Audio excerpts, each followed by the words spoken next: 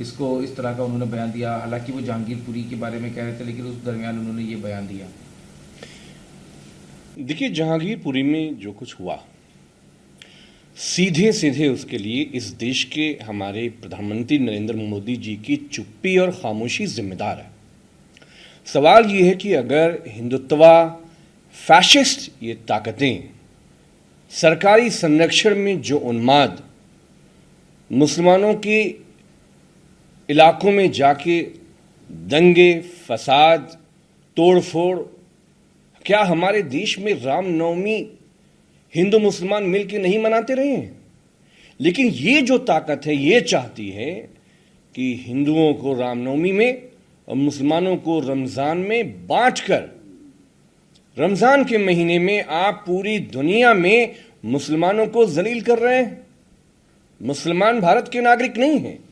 देश के प्रधानमंत्री को बताना चाहिए कि आपका ये नाथूराम गोडसे को मानने वाला जो समाज है, जो तलवारें लहलहाकर हमारे देश की शांति को अस्थिर करना चाहता है, देश के प्रधानमंत्री चुप क्यों हैं?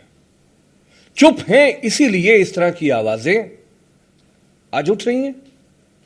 मौलाना तौकीर रजा का तरीका गलत हो सकता है, लेकिन इस देश में मुसलमानों को आप खौफ में रखकर उनके मकानों को, कौन सा भारत का सीआरपीसी का कानून है कि 24 घंटे के अंदर आप किसी का भी मकान गिरा सकते हैं?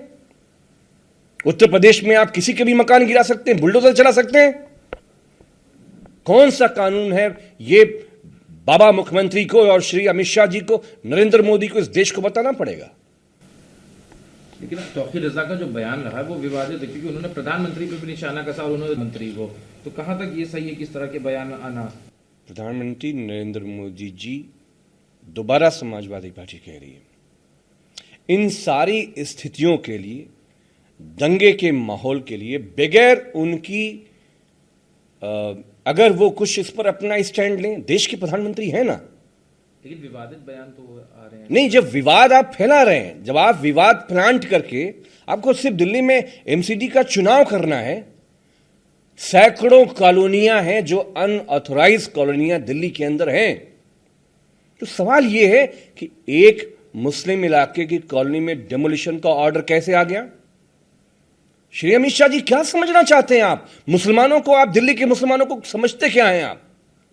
उसी दिल्ली में जब सिखों को कत्लेआम हुआ, आरएसएस इन्वॉल्व थी, दूसरी ताकतें इन्वॉल्व थी, तो पूरे दिल्ली के जो अमन पसंद लोग थे, चाहे मुसलमान थे, इवन समाजवादी लोग थे, कम्युनिस्ट लोग थे, आग में कूद के सिखों को बचाया गया।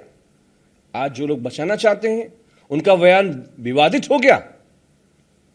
सड़कों पे बेशक इस देश की वो जनता जिसे लगता है कि हमारे भारत की शांति को, लोकतंत्र को, एकता को तोड़ने का काम कर रहे हैं, अगर जेल भरने की बात कोई कर रहा है तो गलत नहीं है, ये एक डेमोक्रेटिक तरीका है। जहां ने भी अपना बयान दिया, गिरिराज ने कहा है कि अब सही समय है देश भर में एनआरसी को लागू करने का। गिरिराज जी जैसे लोग ही फैशिस्ट टेंडेंसी के लोग हैं ये, और इनकी मनोवृत्ति यही है। इनके अंदर मुसलमानों को लेकर एक शदीद नफरत है।